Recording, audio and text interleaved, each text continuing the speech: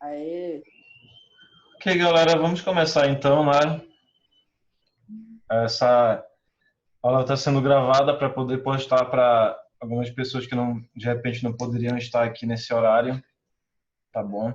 Sumi. Mas Pronto. eu ressalto que é importante sempre você fazer esse esforço, né, de estar presente nas aulas, porque é um conteúdo que a gente não vai ver de novo, né? É um momento para você estar aprendendo, tirando suas dúvidas, assim, ao vivo, né? Você consegue fazer isso de uma maneira melhor, né? Ao Você viver a assistindo o vídeo cores. e aí só depois, né? O você pode Gustavo, tirar dúvidas também. Dúvidas. exatamente. O Gustavo está entrando. O Pedro mandou mensagem lá no grupo. Ah, foi, nem olhei. Deixa eu ver aqui. Me mandou mensagem no grupo. Perguntei onde ele estava. Começou. A dificuldade do ano. Não consegue entrar. Tá.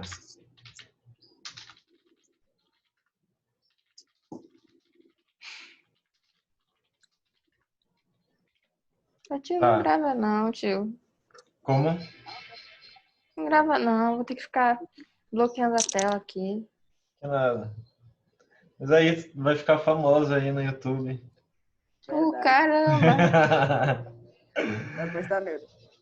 Tá, o pessoal tá entrando. Alexia, Vitória tá entrando também. Aí o pessoal, o pessoal apareceu, tio.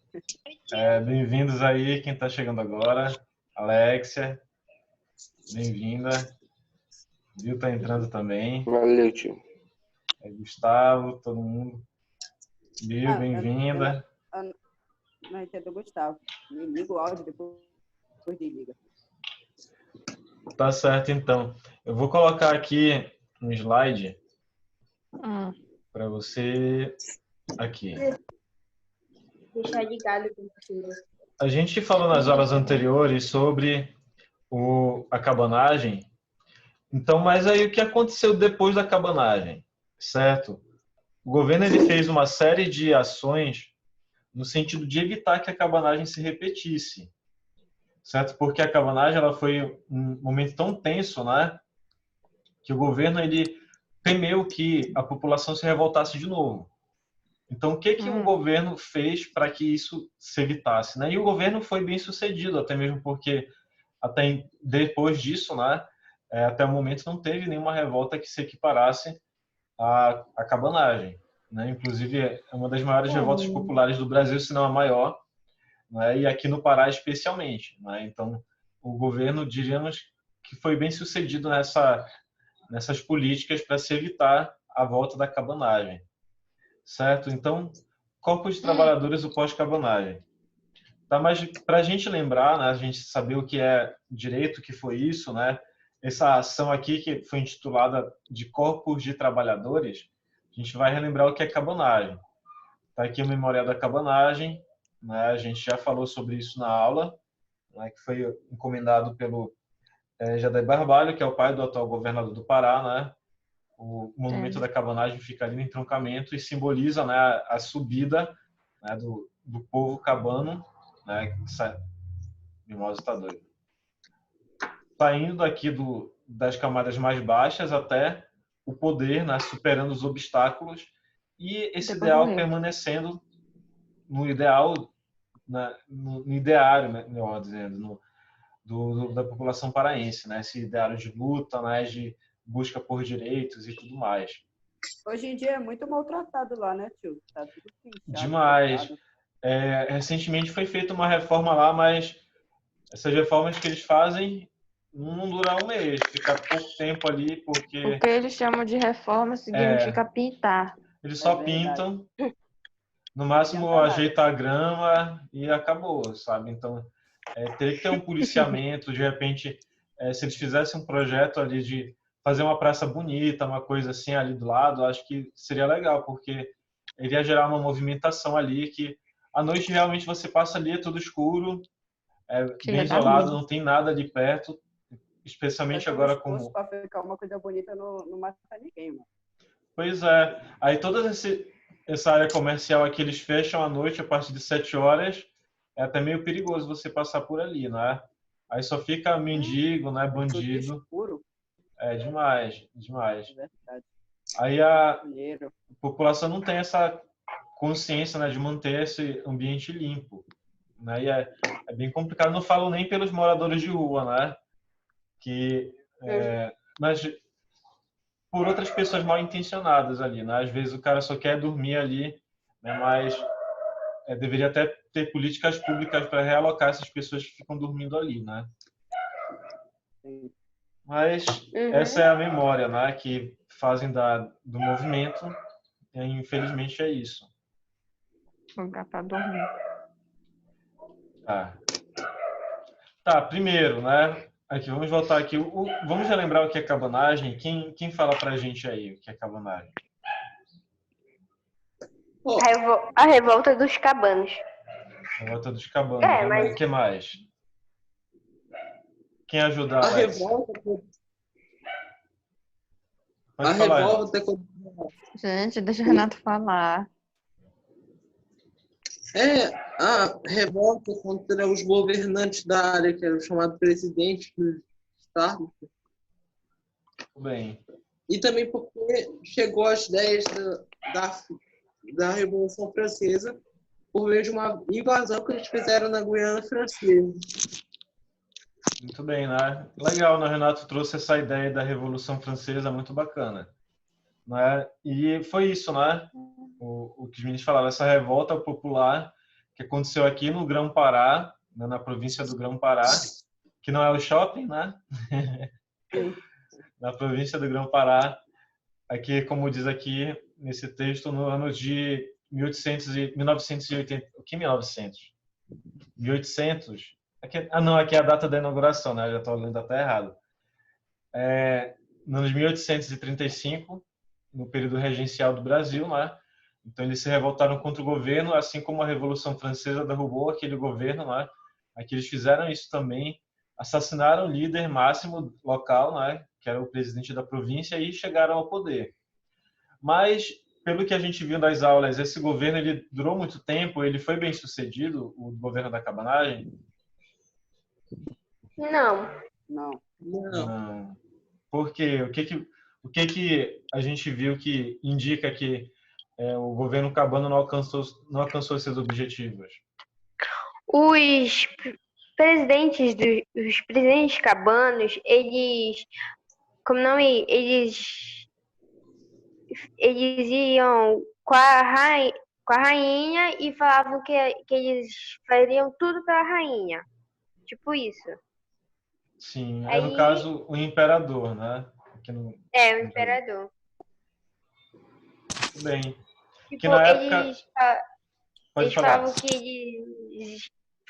que eles iam servir a rainha, mas eles não deveriam servir, eles deveriam se revoltar contra ela, ou contra o imperador, né? Muito bem, né? Nesse período... Posso falar? Pode falar. No caso, a revolta acontecia por isso, mas também porque tudo o que os cabanos queriam, eles proibiam. Muito bem. Alguém mais gostaria de contribuir? Por que não foi bem sucedida? Muito bem. Então, é tudo isso que vocês falaram.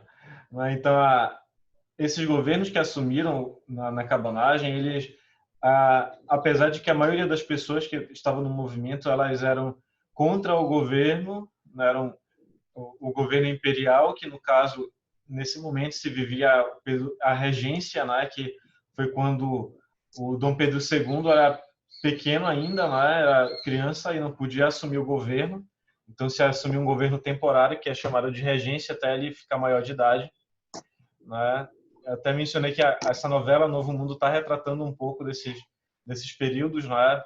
A novela Novo Mundo retrata o primeiro reinado, que é de Dom Pedro I. Então, no caso, seria o filho de Dom Pedro I. Né?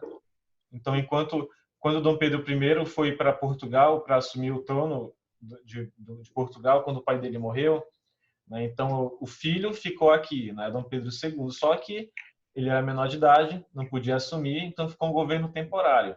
Estourou várias revoltas em todo o Brasil, certo? Então, o pessoal da cabanagem, a maioria da galera que participou da cabanagem, eles eram contra o governo regencial, contra o governo lá do Rio de Janeiro e contra o governo daqui, né, do Grão-Pará, tanto que o presidente da província foi assassinado.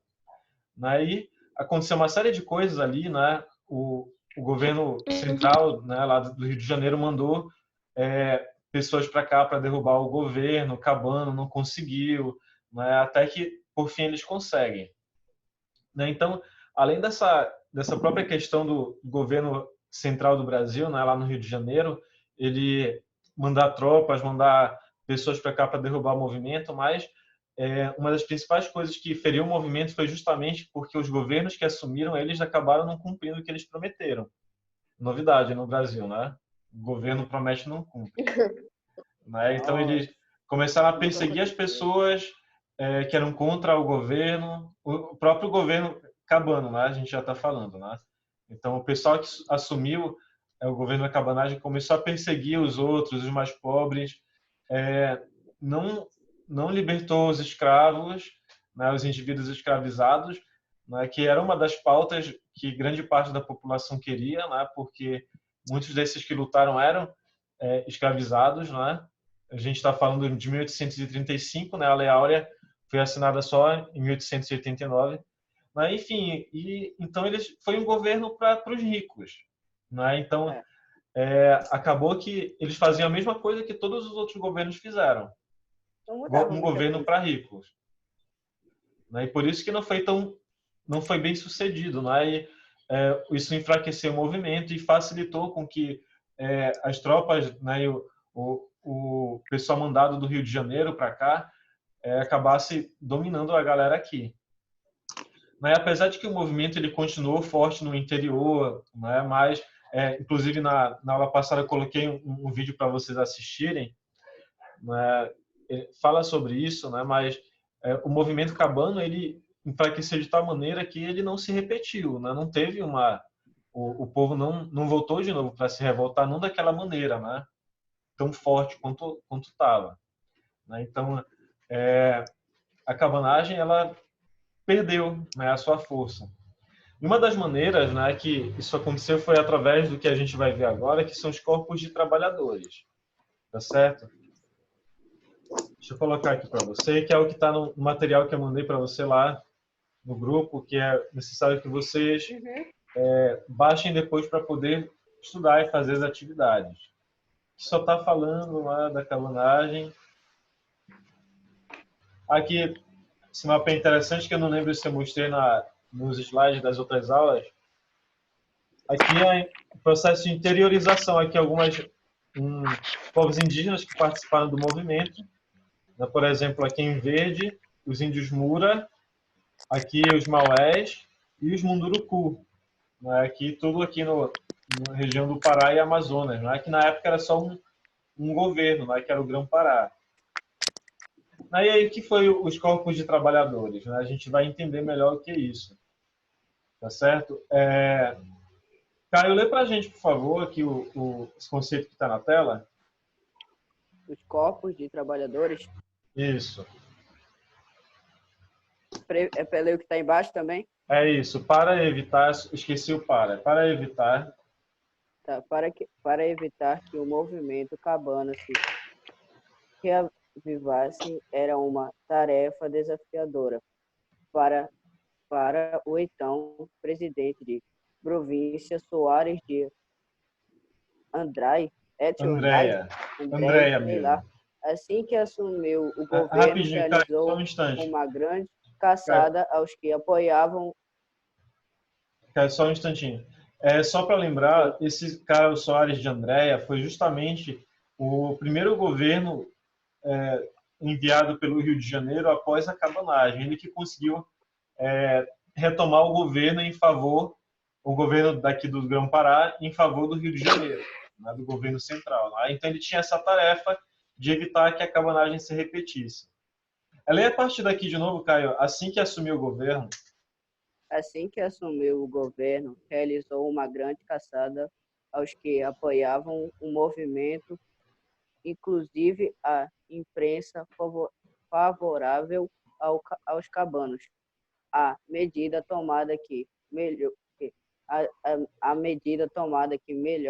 representavam o integrante das elites locais foi aprovada pela Assembleia Legislativa, parece no dia 12 de maio de 1838, a criação dos corpos de trabalhadores, sendo sancionada por Andréia em 25 de abril do mesmo ano.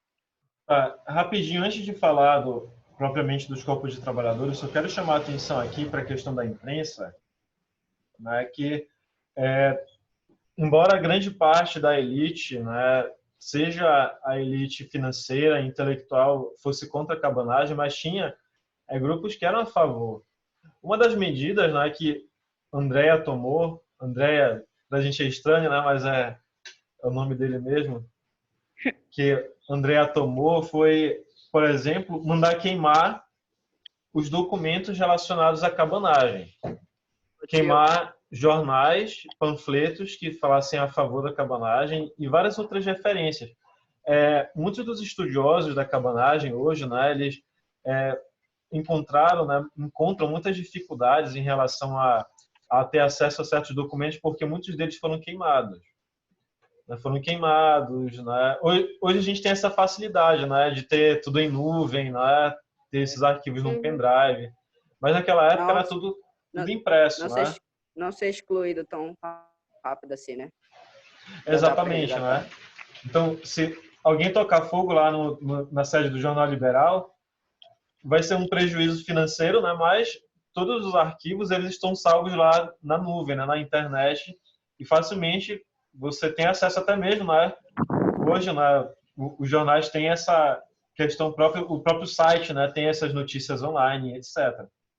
Mas na época, se desfazer de documentos era bem mais fácil, né? Tocava fogo lá e acabou. Né? Muitas vezes não tinha outras cópias, né? Não tinha mais nada que provasse. Exatamente.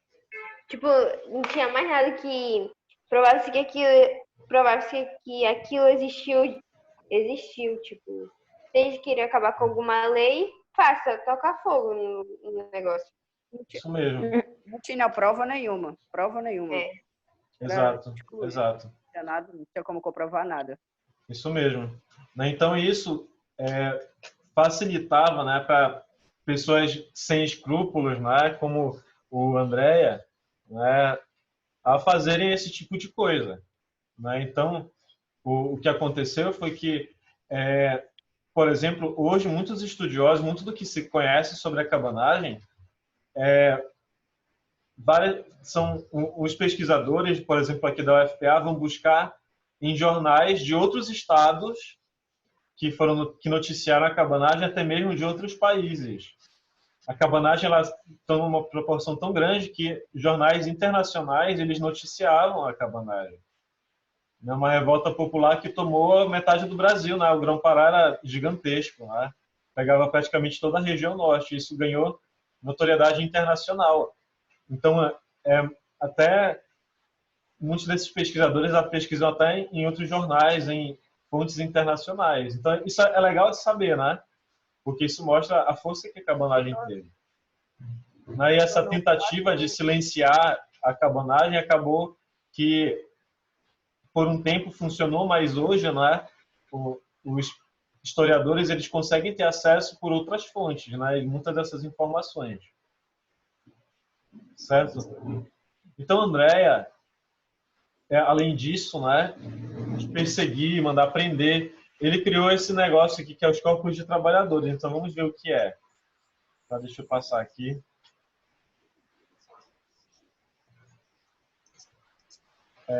Quem gostaria de ler? Tudo. Primeiro parágrafo.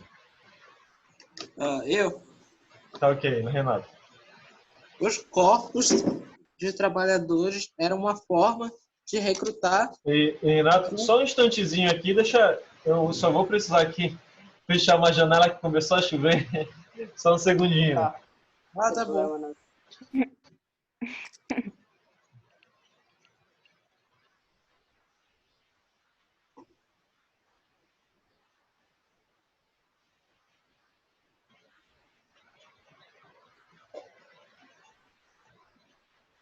Tá, voltei.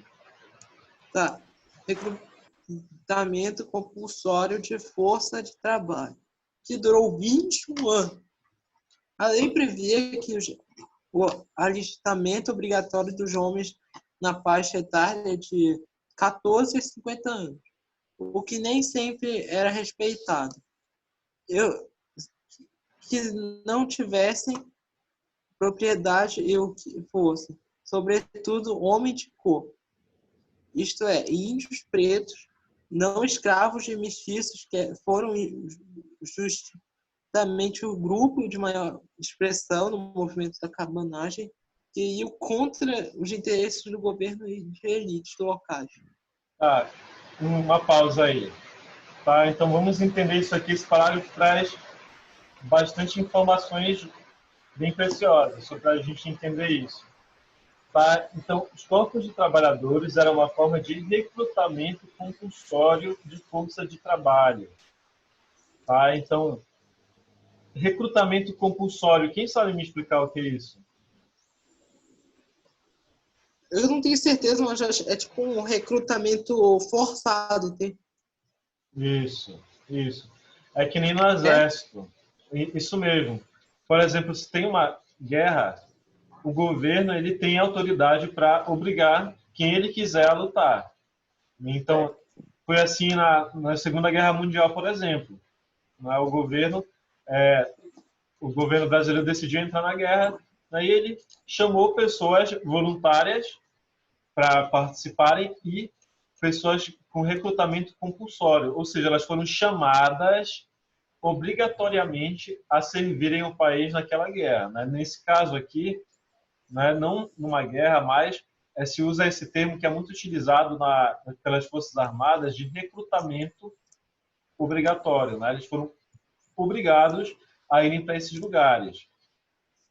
O que eram esses trabalhos? Eram lugares que utilizavam sua força de trabalho. Então, o que eles iam fazer lá? Os corpos de trabalhadores eram áreas vigiadas, era uma área determinada, em que essas pessoas eram enviadas, certo? Então, elas não podiam sair dali sem autorização e elas eram utilizadas para realizarem trabalhos forçados, especialmente na agricultura, certo? Então, iam plantar, iam fazer várias coisas. O que o governo afirmava com isso?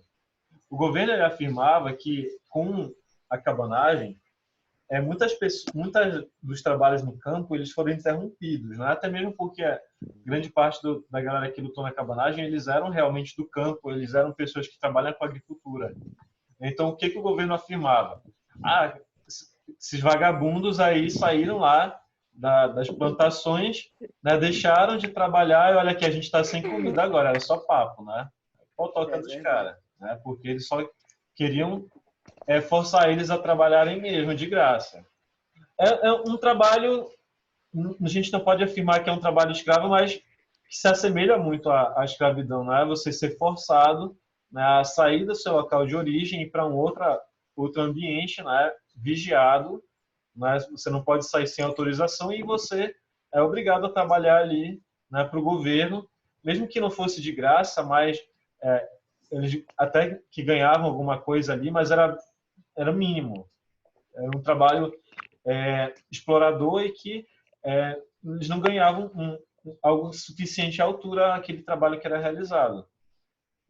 Então, aqui no Pará teve várias áreas assim, a gente vai ver no decorrer do texto, e não só nos interiores, mas aqui na cidade, por exemplo, várias dessas pessoas que lutaram na cabanagem, que foram, de repente, pegas, e presas ou não, mas eles não precisavam nem ser comprovado que aquela pessoa lutou na cabanagem, mas é como foi mencionado aqui, deixa eu colocar aqui.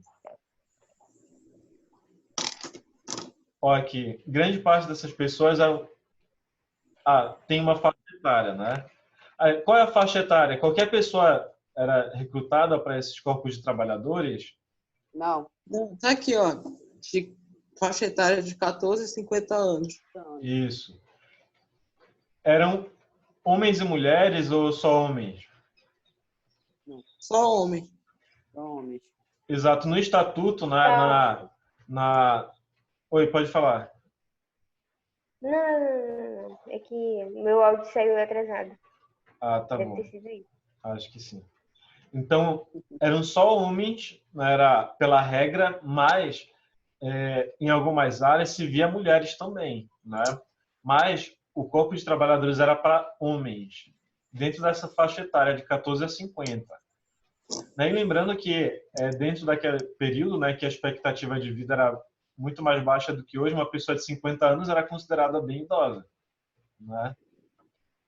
Então, era para homens dentro dessa faixa etária, né, o que nem sempre era respeitado, como eu disse, e tinha algumas regras, né? Eles não eram pessoas com propriedades, ou seja, que não tivessem terras, o que isso nem sempre foi respeitado também. Né? Então, o que eles diziam? Ah, são pessoas vagabundas, não tem trabalho, não tem terra. Né? E aqui, homens de cor, o que vocês acham que é isso? Quer dizer homens de cor? Branco. Negros.